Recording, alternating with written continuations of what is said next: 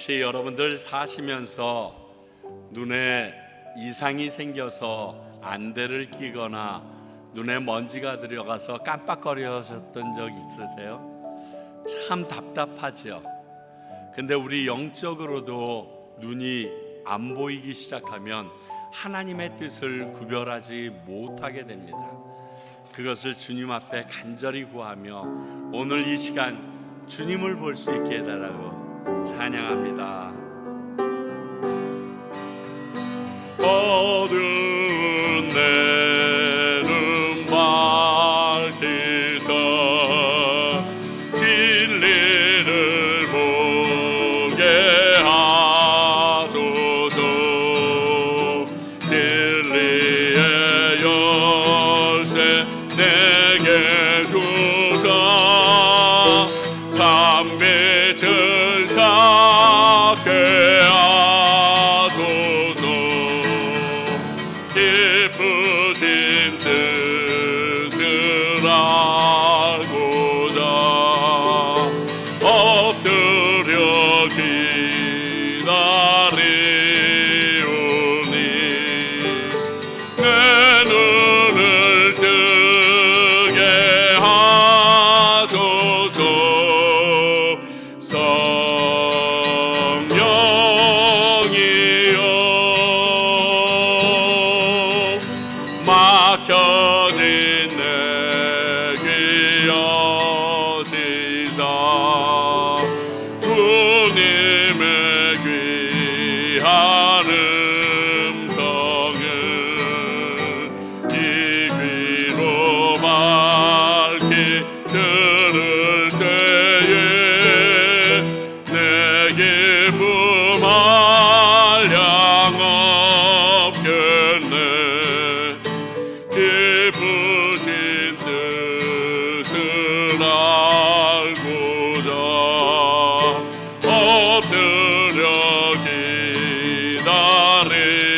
기다리오니 내 귀를 열어 주소서.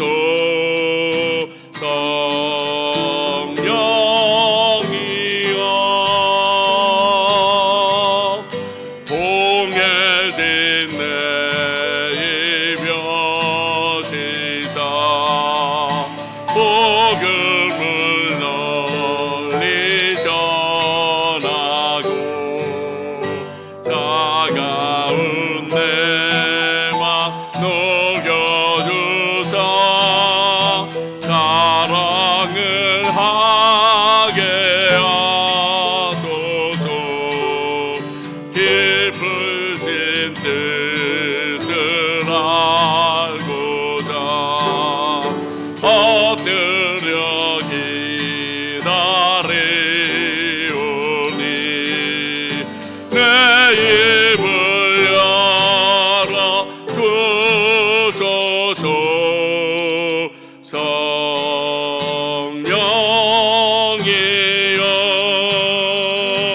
성령이여 나를 부르신 주가 이루어 주시네. 잠시 넘어지더라도 붙잡아 주시네. 나의 걸어가는 길 늘 동행하시네. 혼자라 생각했던 삶 늘 함께 하셨네. 나 찬양해 언제나 어디서나 부르신 그 뜻대로 나를 지으신 주의 뜻대로 나 찬양해 영원토록 노래하네. 나를 부르신 대로 주를 찬양하며 살아가리. 우리 처음부터 다시 한 번만 합니다. 나를 부르신 주가 이루어 주시네. 잠시 넘어지더라도 잡아주시네. 나의 걸어가는 길 늘 동행하시네. 혼자라 생각했던 삶 늘 함께 하셨네.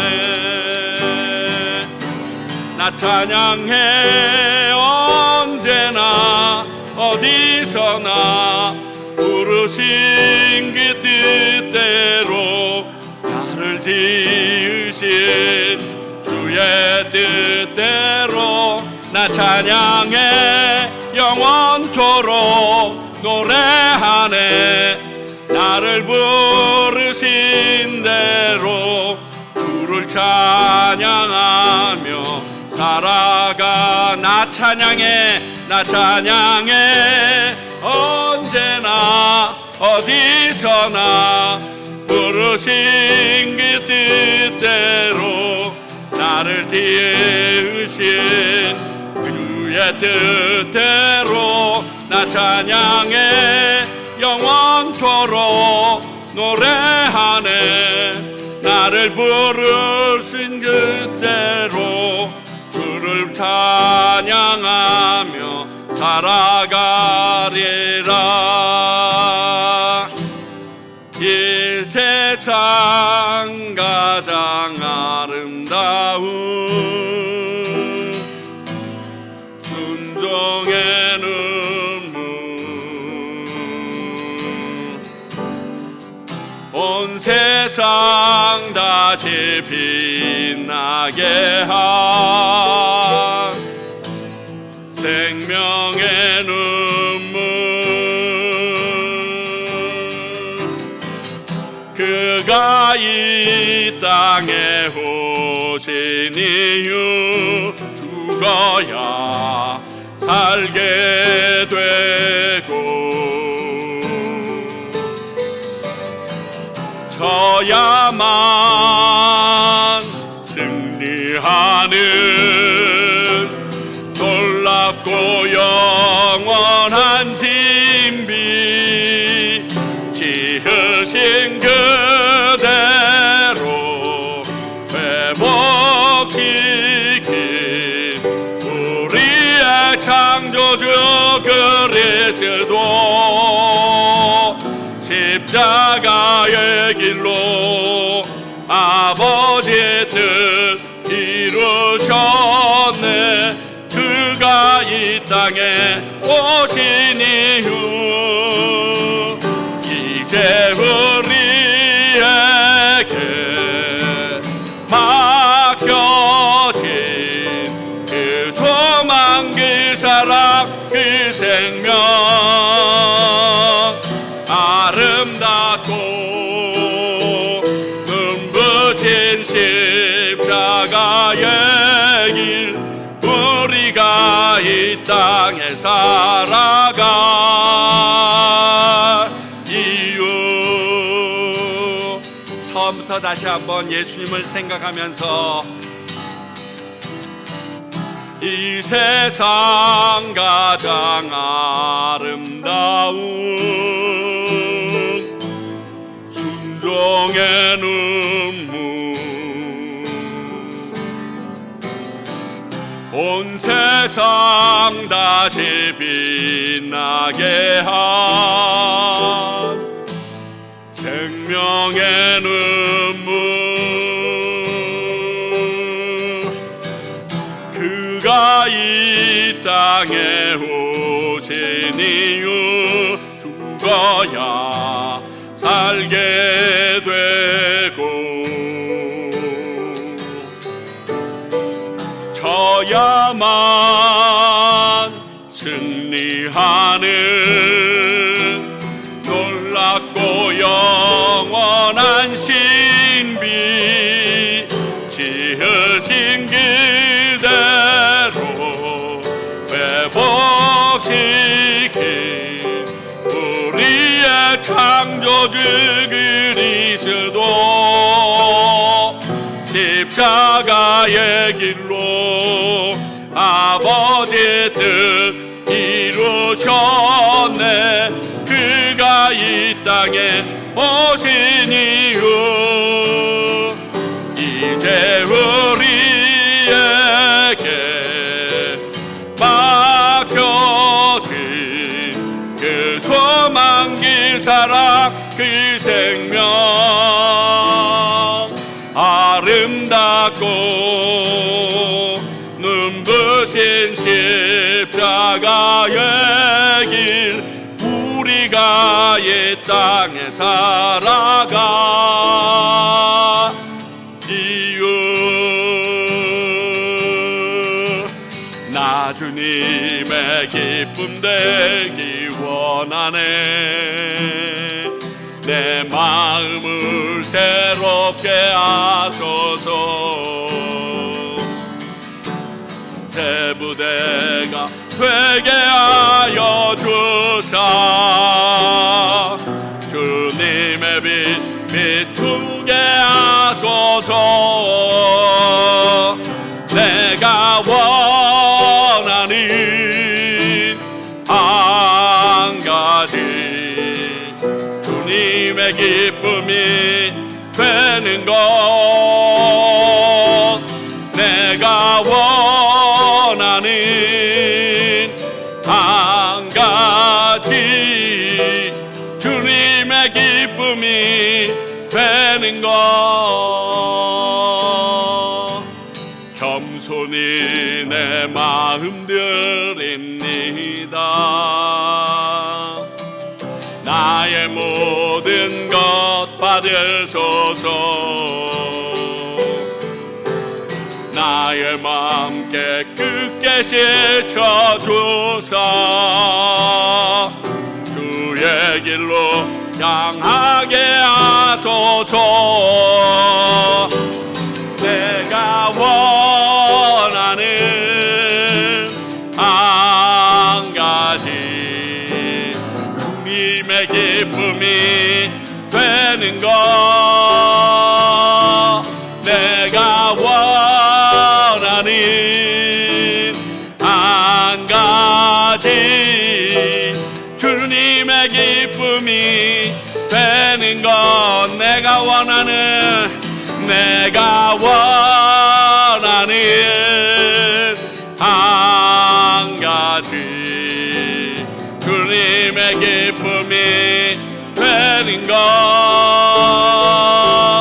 내가 원하는 한 가지, 주님의 기쁨이 되는 것. 우리 같이 한번 기도합니다. 하나님, 이 땅을 살아가면서 하나님의 기쁨이 되는 새가 되게 해달라고, 그 길로 인도해달라고 우리 기도하며 나아갑니다. 하나님 아버지요, 그렇습니다. 우리가 이 땅을 살아갈 때 우리가 할 수 있는 모든 일이 하나님을 기쁘시게 하는 것인데, 우리는 그것에서 떨어져서 내가 내 욕심과 내 것들을 채우는 삶이 우리 안에 있음을 먼저 고백합니다. 아버지, 이 시간 나에게 함께 하시사 하나님의 거룩하심을 채울 수 있는 주의 백성들 되게 하시고 그 일을 감당하는 자녀들 되게 하여 주시옵소서. 아버지, 당신으로 말미암지 않고는 아무것도 될 수 없음을 알면서도, 주의 은혜로 이 자리에 있음을 알면서도 여전히 나의 욕심 가운데 살아가고 있는 부족한 저희들을 주님이 이 시간 함께 하여 주셔서 말씀 가운데 새롭게 하시며 당신의 능력 가운데 있게 하옵소서. 오늘 예배를 위해서 김예은 집사님 기도해 주시겠습니다.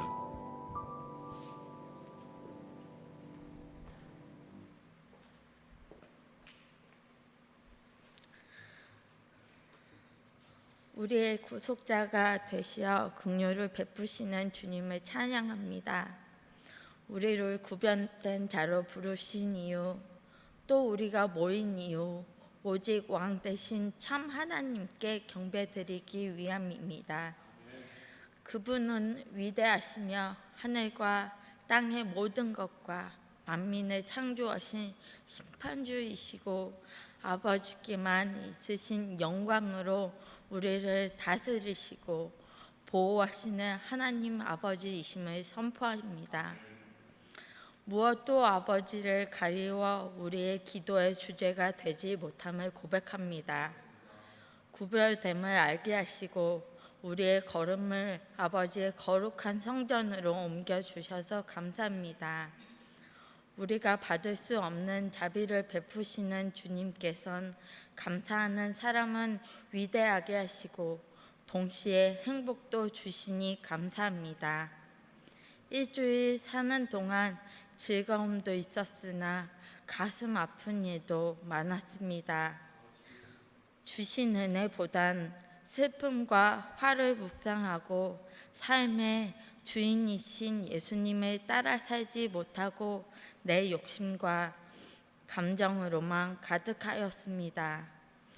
죄인인 저를 위해 목숨을 내어주신 예수님을 더욱 묵상해야 하는 사순절 기간임을 기억하지 못함을 용서해 주시옵소서. 오직 그 십자가의 보혈만이 우리를 속죄할 수 있음을 깨닫게 하시니 나의 큰 잘못을 알고 회개하게 하여 주옵소서. 주님 앞에 나와 예배 드리는 게 기쁨이 되길 소망합니다. 우리는 너무 힘주고 살고 추임새가 많은데 순수하게 주께 나올 수 있게 도와주세요. 아버지, 지금 한국을 방문 중이신 김민준 성도님과 이 장로님 내외분을 주님의 권능으로 붙드사 모든 만남과 계획들이 하나님 안에서 소중한 시간과 원활하게 진행될 수 있기를 소원합니다. 소유의 많고 적음을 행복의 기준으로 삼지 않게 하시고 오직 주님의 사모함으로 우리의 영혼이 만족해 됨을 더욱 바라는 평강 식구들이 될 수 있게 해주세요. 불만과 투덜거림의 부정적인 마음은 우리 그리스도인들에게 부끄러운 일이 되게 하시고 오늘 주어진 삶, 함께 교제하는 공간을 더 감사하게 해주세요. 주님이 이 세상에 계실 때에 보여주셨던 모습들을 우리가 날마다 배워 믿지 않는 사람들에게 본이 될 수 있는 자들로 세워주시길 간구드립니다. 육체의 병과 싸우고 마음의 병이 있어 괴로워하는 자들이 있습니다. 그들을 크신 품으로 돌보시고 회복의 영을 부으셔서 온전한 영육으로 아버지께 감사의 찬양과 영광 받기 합당하신 주께 나아갈 수 있도록 축복해 허락해 주세요. 항상 하나님의 뜻을 물으며 그 뜻에 따라 다니시는 선교사님들께서 구하시는 모든 것들이 때마다 모두 응답되어서 주님의 나라의 온 땅에 더욱 확장시킬 수 있도록 도와주세요. 주님과의 진실한 교통으로 개인적인 간구, 서로를 위한 간구 모두 이루어지도록 도와주세요. 단에 세우신 목사님과 그 가정에 순수한 믿음을 부으시어 하나님과 가장 가까운 자들이 되어 활동과 절제의 균형을 이루어 육체를 지킬 수 있는 지혜를 주세요. 이 시간 부정적인 생각으로 주님의 말씀을 가로막는 악한 영은 예수님의 이름으로 결박되게 해주세요. 하나님의 날개 아래 머물며 주님의 귀한 말씀을 귀담아 듣는 백성들이 되기를 원합니다. 우리를 사랑하시고 예수 그리스도 아름다운 이름을 주시며 찬양할 수 있게 해주신 거룩하신 하나님의 이름으로 기도드립니다. 아멘.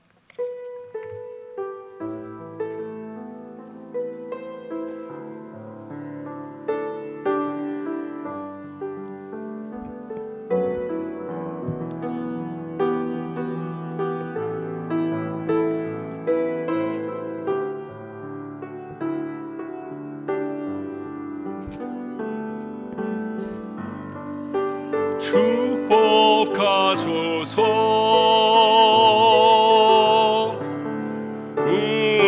우리에게 날마다 새롭게 태어나도록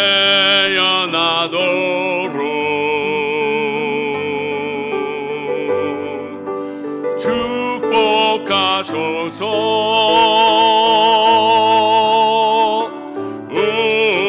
우리에게 날마다 새롭게 태어나도록 주는 아버지, 우리는 주의 자녀. 주님 두 팔로 안아주소서. 좌우에 계신 분들에게 축복하소서.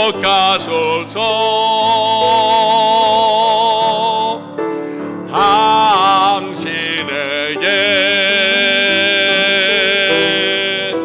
날마다 새롭게 태어나도록 주님의 이름으로 여러분 모두를 축복합니다. 잘 오셨습니다. 오늘 2부 예배 후에 학부모 기도 모임 있는 거 아시죠? 여러분 함께 해주시고 아이들은 저와 같이 잘 밑에 층에서 밥 먹고 있으면 됩니다. 그리고 이번 주 금요일 날은 금요 기도회가 있습니다. 아마 선교사님들을 위하여 기도하게 될 터인데 여러분들 함께 해주시고요. 또 하나 기도 제목이 있습니다. 제가 내일 아침 일찍서부터 수요일까지 쉘라와 키체 이렇게 해서 돌아오게 됩니다.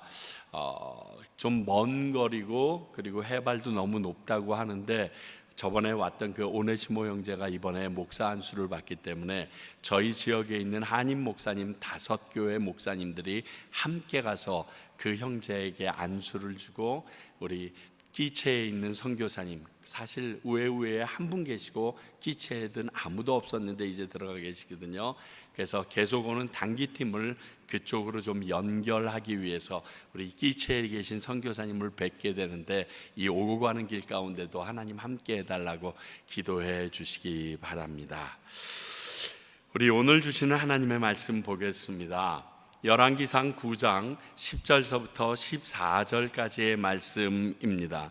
열왕기상 9장 10절서부터 14절까지의 말씀입니다. 이 시간 우리 모두 자리에서 일어나셔서 하나님의 말씀 받도록 하겠습니다.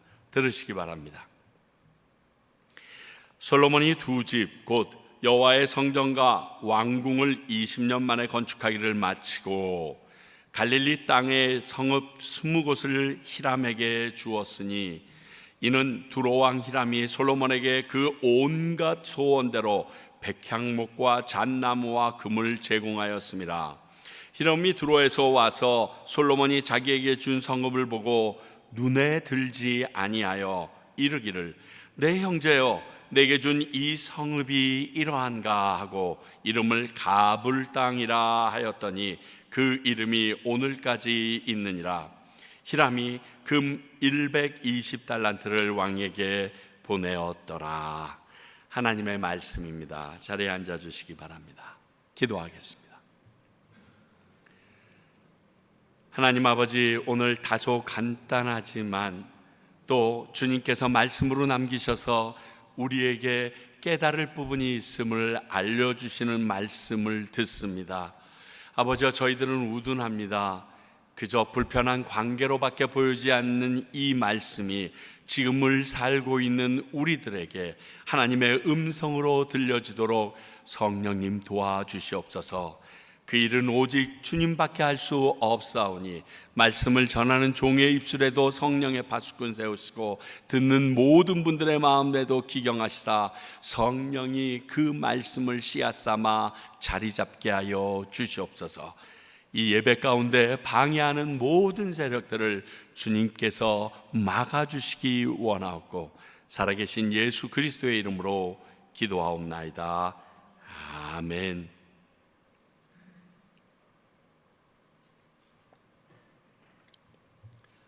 오늘 말씀은 솔로몬이 성전과 그리고 모든 자기의 왕궁을 다 마친 이후에 일어난 일들 중에 두 번째 사건입니다. 우리 지난주에는 그 모든 일이 마쳐지고 나서 처음으로 하나님께서 다시 그에게 나타나셨다는 이야기를 들었고, 그에게 당부하셨던 내용과 그에게 기뻐하셨던 내용, 모든 것들을 저희들이 들었습니다. 오늘은 솔로몬 개인적으로의 나머지 모든 관계에 대해서 나오는데, 오늘 말씀은 20년이 지나 모든 건축에 필요한 것을 다 도와줬던 두로왕 히람과의 관계에 대해서 적고 있습니다. 근데 한마디로 보게 되면, 여러분들이 읽으셔서 알겠지만 11절을 보니까 히람 왕은 솔로몬이 원하는 소원을 다 들어줬다고 되어 있고요, 12절 13절을 보니까 솔로몬은 히람 왕에게 감사해서 성읍 20곳을 주었는데 그곳이 마음에 들지 않았다라는 게 오늘 본문의 전체 내용입니다. 오늘 말씀을 통해서 지금 우리에게 주시는 하나님의 음성 듣기를 원합니다. 첫 번째, 말 그대로 신의를 저버린 솔로몬의 모습을 느끼게 합니다. 자, 성전 건축을 위해서, 왕궁 건축을 위해서 히람 왕이 했던 것 중에 가장 큰 일은 자기네 땅에 나는 백향목을 베어서 그곳까지 갖다 주는 겁니다.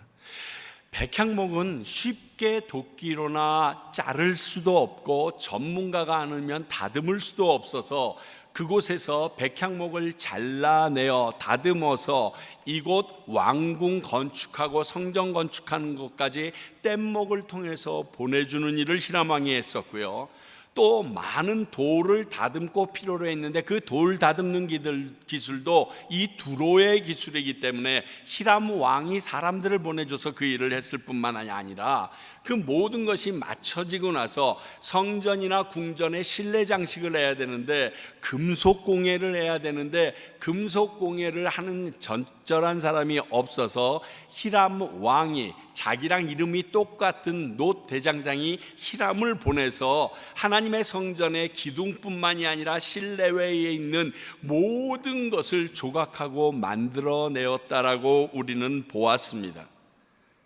이것이 가능했던 이유는 두로 왕이 선친 다윗을 너무 사랑했다. 다른 말로 얘기하면 이 다윗과의 관계가 너무 좋았기 때문에 이 모든 것을 들어주기로 했다라고 성경은 말하고 있었습니다. 그런데 오늘 보신 말씀에 의하면 그 아들 솔로몬은 자기는 만족했는데 히람 왕을 실망시킨 것으로 나오기에 서로 만족하지 못한, 충족하지 못한 관계가 비춰지고 있습니다.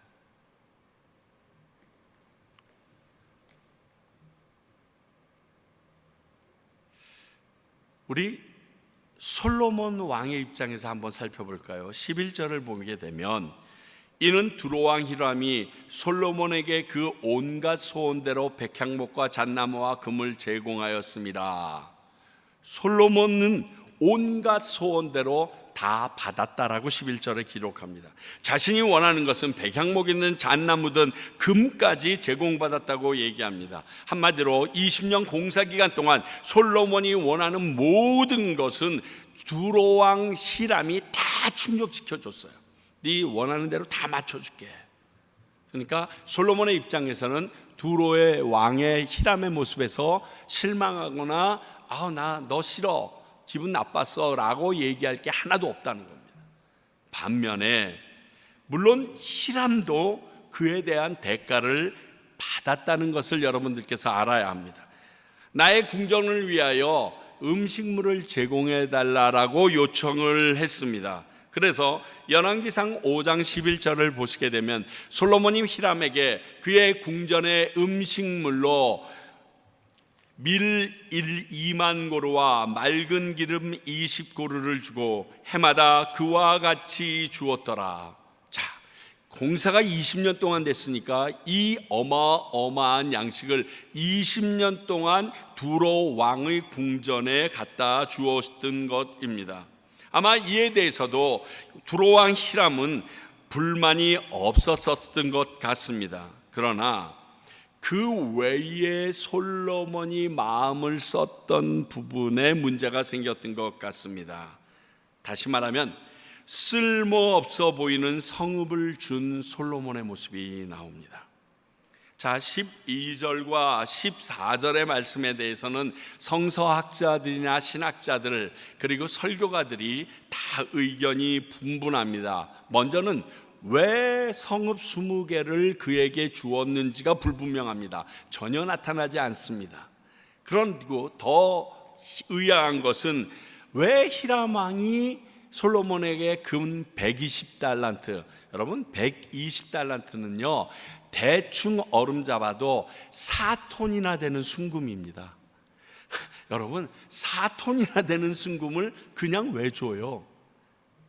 그걸 몰라요. 또 이 성읍 20개를 주었는데 많은 분들이 두 패로 딱 나눠지는데 두로 왕이 그 성읍의 가치를 몰랐기 때문에 교만하여져서 지 눈에 맞는 것만 찾기 때문에 두로 왕이 잘못했다라는 의견과 솔로몬이 성의 없는 선물을 주어서 그가 마음이 상하게 됐다라는 이 두 가지 설로 이야기를 나누고 있습니다. 근데 저는 잘 모르겠습니다. 다만 저는 오늘 말씀을 중심으로 한번 묵상해 보면요, 여러분들이 들으시고 읽으신 것처럼 솔로몬은 히람 왕의 섬김에 만족했습니다. 그것에 의하여 두로 왕에게 성읍 20개를 주었다라고 오늘 말씀은 기록합니다. 좋으니까 기쁘니까 그 기쁨을 주체하지 못하고 준 것 같이 써 있습니다. 근데 그 성읍 20개를 받은, 갈릴리 주변의 성읍 20개를 받은 히람 왕은 둘러보고 나니까 이거 형편없는데, 그래서 이름을 가불 땅 이렇게 지었습니다. 가불이라는 말은 당시 그 나라의 방언에 의하면 쓸모없다, 돌아볼 가치가 없다 이런 뜻입니다. 그러니까 쓸모없는 땅이라고 이름을 붙일 정도의 땅을 주어서 나중에 여기에 동행구절인 역대하 8장 2절을 보니까 히람 왕이 그 땅을 다시 솔로몬에게 되돌려줘 버렸다라고 써 있습니다. 역대하 8장 2절 보겠습니다. 후람이라는 말은 히람이라는 노 대장자유와 구별하기 위하여 아마 이렇게 이름을 장명하지 않았나 성서학자들이 생각하는데 상관없습니다. 우리 열왕기 상에 의하면 히람이 솔로몬에게 되돌려준 성읍들을 솔로몬이 건축하여 이스라엘 자손에게 거기에 거주하게 아니라, 그러니까 아무것도 없었던 땅인 것 같습니다. 그리고 사람도 안 살았던 것 같습니다. 히람이 돌려주니까 그때서야 성읍을 건축하고 그곳에 사람들이 살 수 있도록 솔로몬이 만들어 주었다는 것입니다. 그러니 아무리 좋게 해석해도 좋은 것을 취하고 쓸모없는 것을 준 꼭 장사꾼이 재리의 밝은 상술로밖에 여겨지지 않는 게 오늘 말씀을 읽은 저의 생각입니다. 여러분들의 생각은 어떤지 모르겠습니다.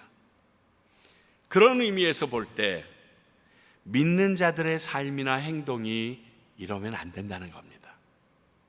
우리를 위해서 아무 죄 없이 오해와 고난을 받으신 예수님의 모습을 따라가는 것이 바른 기독교인들의 모습이기 때문입니다. 그래서 아까 그 찬양했죠.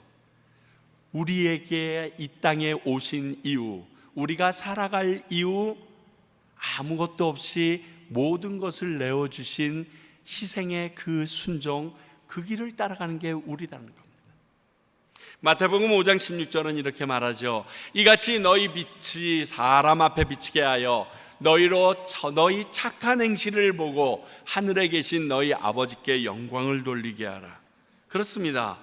하나님에게 영광이 돌아가게 하기 위하여 하나님의 자녀로 부르심받은 저와 여러분들과 같은 사람들은, 오늘 솔로몬과 이스라엘 백성들은 착한 행실을 베풀어야 하는 것입니다. 여러분, 다시 한번 말합니다. 착한 행실을 해야 구원받고 천국에 간다는 의미가 아닙니다. 아무 공로 없이 하나님의 은혜로 구원받은 우리들이 다른 사람들에게 착한 행동을 하는 것이 합당하다라는 뜻입니다. 이렇게 얘기하면 알아듣기 쉬울지 모르겠어요. 학생이 되면 교복을 입습니다. 또 학교 규칙을 지키고 하기 싫어도 공부해야 합니다. 이게 학생입니다. 군인이 되면 들어가서 내 모든 옷을 벗어버리고 군복으로 갈아입습니다. 그리고 군대가 정한 훈련에 따라 또 법칙에 따라 그 규율을 지켜야 하는 겁니다. 예수 그리스도를 구주로 영접하게, 은혜로 영접하게 된 우리는 하나님을 믿는 자로서 하나님의 영광을 위하여 살아가야 되는데, 그 방법을 예수님께서는 이 땅에 오셔서 우리들에게 착한 행실을 통하여 하나님께 영광을 주변 사람이 돌리게 살아라 라고 얘기했다는 것입니다. 그러니까 이 말씀은 예수 그리스도를 믿지 않는 사람에게 주어진 말씀이 아니라 예수 그리스도를 나의 주여 아버지라고 부르는 우리에게 주어진 과제입니다. 그런데 그런 선택을 받았던 이스라엘 백성, 그 나라의 왕인 솔로몬, 그리고 지금까지 누누이 하나님께서는 한 번도 우리와의 언약을 어기신 적이 없다라고 찬양했던 솔로몬은 그런 삶을 살지 못했다는 것입니다. 오늘 솔로몬은 하나님의 백성이 아닌 두로 왕과 그 측근들에게 하나님께 영광을 돌릴 기회를 빼앗아버린 게 됩니다. 아니, 하나님의 백성들에게 원망이 쏟아지도록 하는 행동을 했다는 것입니다. 이게 지금 이 시대에 이 땅을 살아가고 있는 우리 크리스찬의 현 주소가 되고 있다는 것이 안타깝습니다. 만약 손해보듯이 그들이 착한 행실로 이 땅 가운데 살아가고 있다면 과연 그들에게 세상 사람들이 손가락질하고 돌을 던졌을까요? 여러분, 로마가 313년에 콘스탄틴 대제에 의하여 그리스도고 기독교가 국교로 공인이 됩니다. 그 전까지는 예수님을 믿는다는 이유로 수많은 사람들이 죽었고 사자밥이 되었고 콜로세움에서 놀이객감이 되었습니다.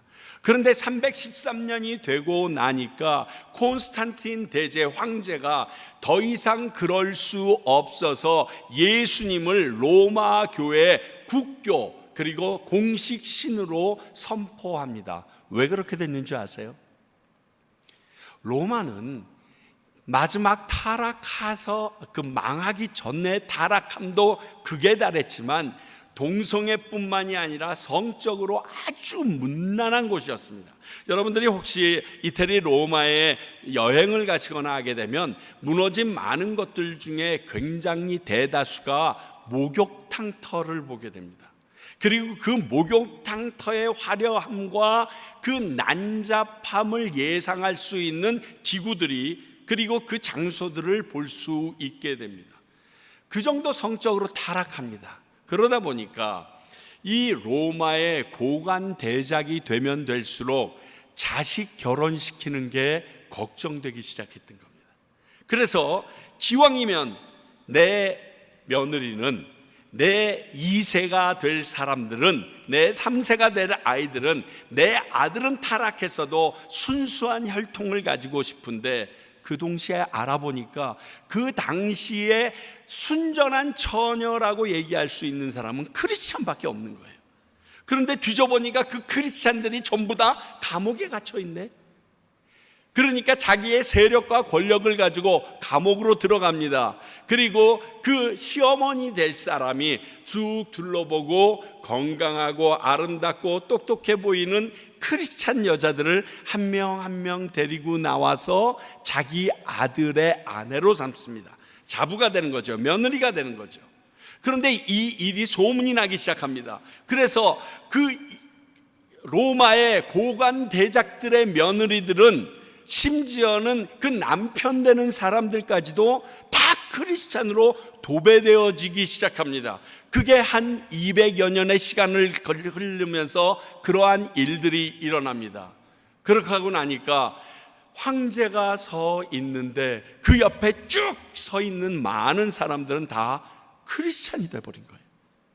그래서 기독교로 로마 이 나라가 국교로 인정할 수밖에 없었습니다. 그게 하나님께 영광을 돌리는 방법입니다. 그 모습이 지금 솔로몬에게는 없고 이 땅을 지금 살아가고 있는 크리스찬들, 저를 포함해서 우리들에게는 부족한 것입니다. 이것 때문에 하나님이 욕먹는다는 사실을 생각 못합니다. 교회가 욕먹는다는, 주님의 피값으로 사신 교회가 욕먹는다는 생각을 못합니다. 오늘 솔로몬은 그 우를 범하게 된 것입니다. 두 번째, 이 솔로몬은요, 하나님의 명령에서 멀어지고 있음도 보여줍니다. 문제가 아까 말한 이 하나님께 영광을 못 돌리게 하는 한 가지뿐만이 아닙니다. 점점 하나님과의 간격도 벌어지는 것을 볼 수 있습니다. 자, 오늘 그가 했던 행동이 무슨 잘못이 있는가? 하나님이 주신 땅은 우리 사람들의 것이 아니라는 겁니다. 레위기 25장 23절, 토지를 영구히 팔지 말 것은 토지는 다 내 것임이니라.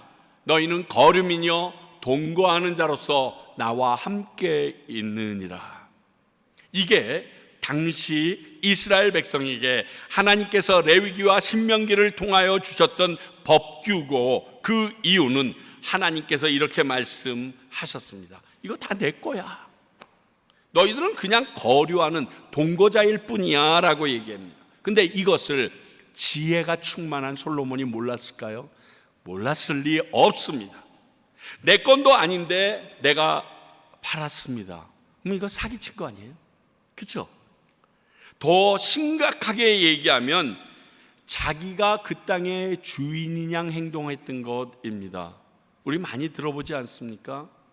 네가 하나님처럼 눈이 맑아져 라고 얘기했을 때 홀가닥 넘어갔던 창세기의 하와, 우리 인간들에게 처음 죄가 들어왔던 것이 인간이 하나님처럼 하나님 자리에 가려고 했던 모습이 솔로몬에게 오늘 그림자 지워지는 모습입니다.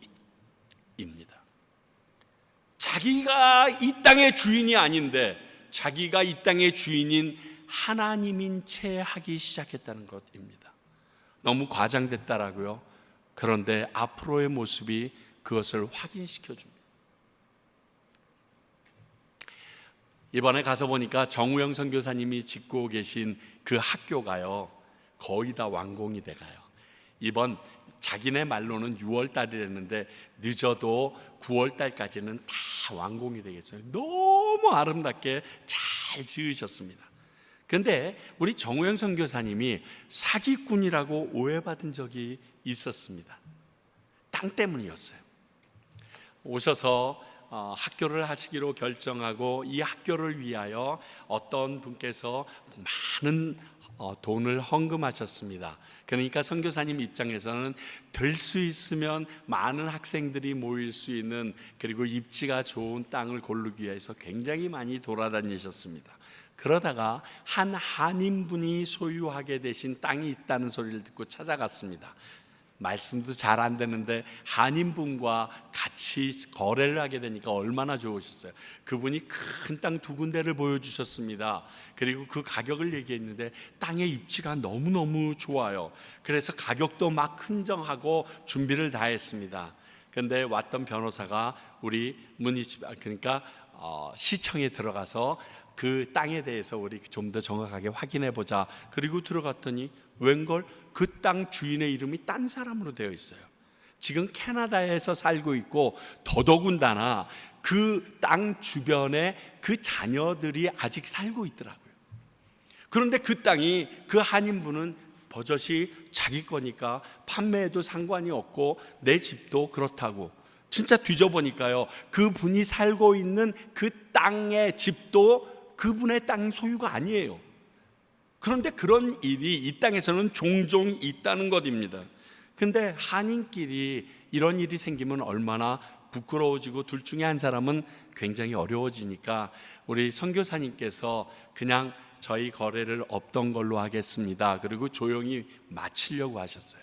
그랬는데 이분이 다 들어왔던 수많은 돈이 다시 뺏기는 것 같으니까 안 나가던 교회에 나가셔서 주변에 있는 사람들 만날 때마다 그 정아무개 선교사는 사기꾼이다, 나랑 땅을 사기로 해서 다 정리해놨더니 안 팔았다, 막 이래가지고 주변에 있는 사람들에게 소문을 내서 선교사님이 사기꾼으로 몰리게 된 거예요.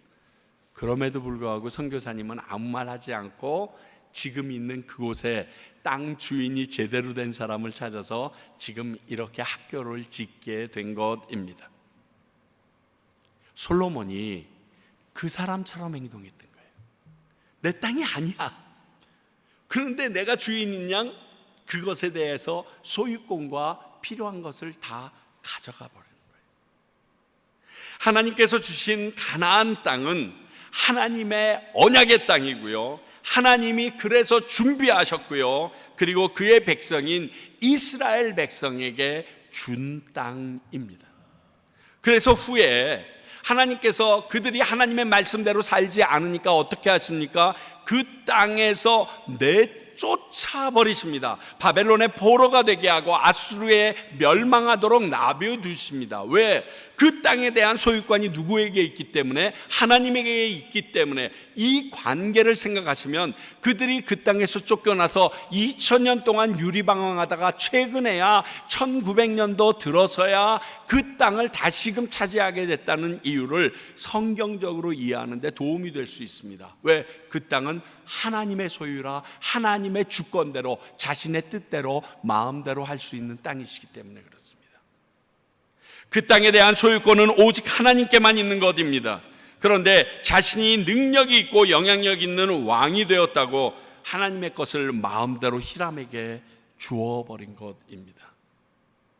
누가 그 땅이 가치가 없다고 줘도 된다고 말했습니까? 아시다시피요, 여러분, 그 지역은 갈릴리 지역의 성읍이라고 써 있습니다. 후에 하나님의 아들이신 예수 그리스도가 이 땅에 오셨을 때 공생의 사역의 가장 중심지가 바로 그 갈릴리 땅이었습니다. 얼마나 귀한 복음의 산실이 되었던 곳이 그곳이었는데 말입니다. 이것은 솔로몬의 마음이 변하기 시작했다는 것을 보여줍니다.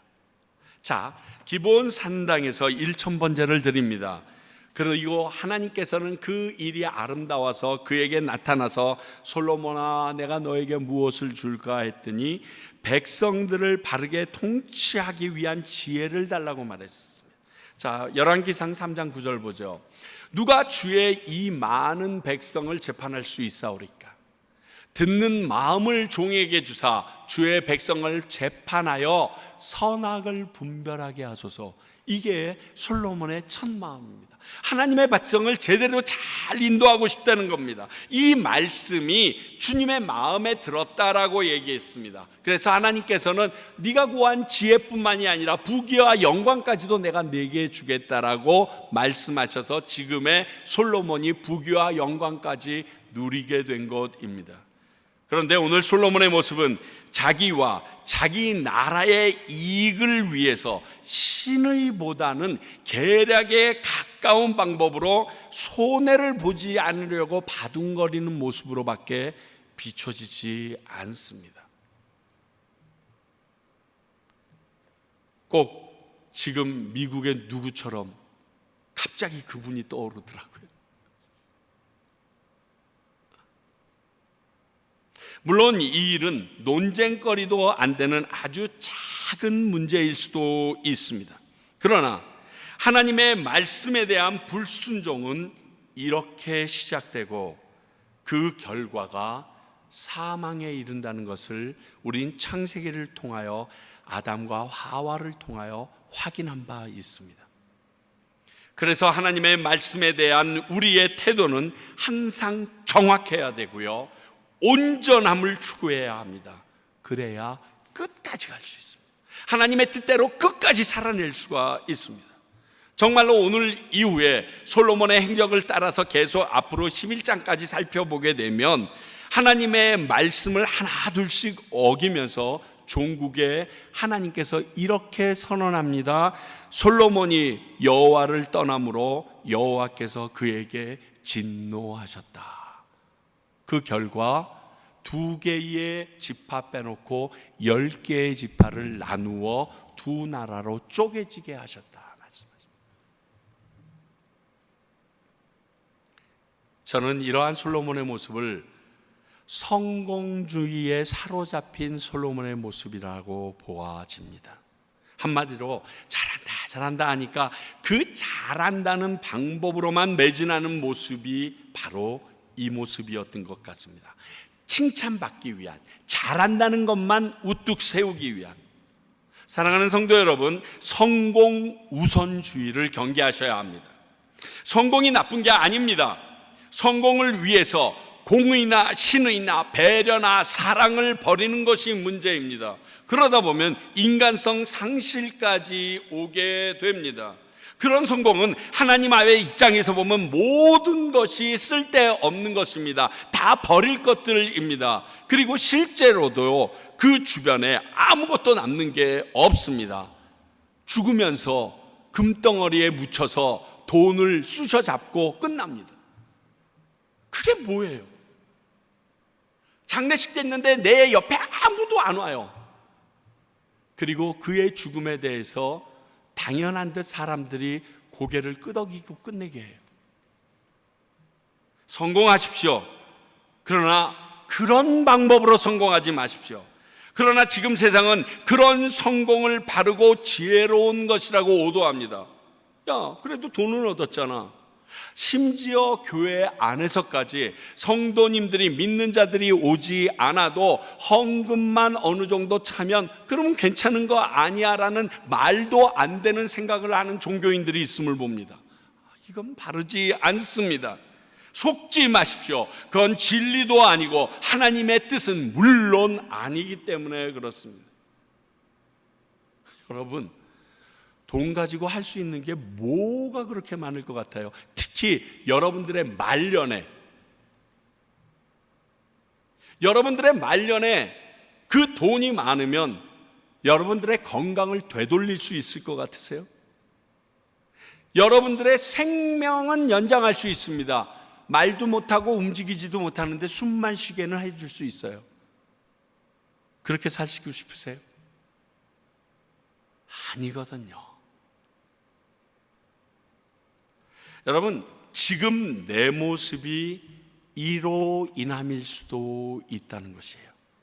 지금 살지 못해서 이렇게 하나님의 말씀대로 살다가 보니까 지금 여러분들의 삶이 힘들고 외롭고 실패자로 낙인 찍혀서 살고 있으실 수도 있다라는 겁니다.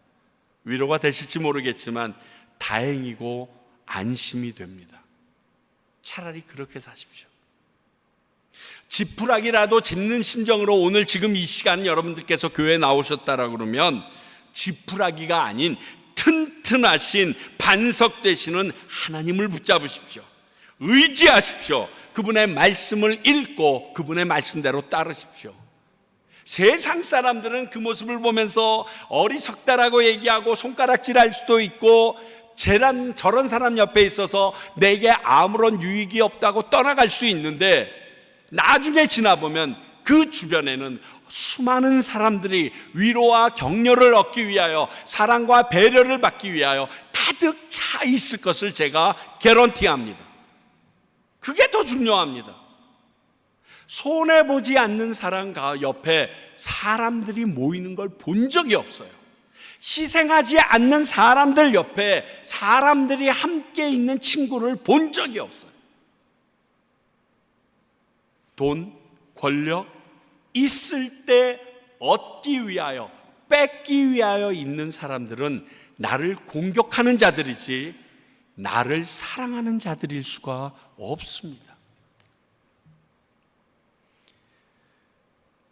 여러분, 여러분들께서 하나님을 붙잡고 그분의 뜻을 구하면 오늘 찬양한 것처럼 하나님께서는 여러분들 자신의 모습을 영적으로 볼 수 있도록 눈이 뜨게 해주실 겁니다.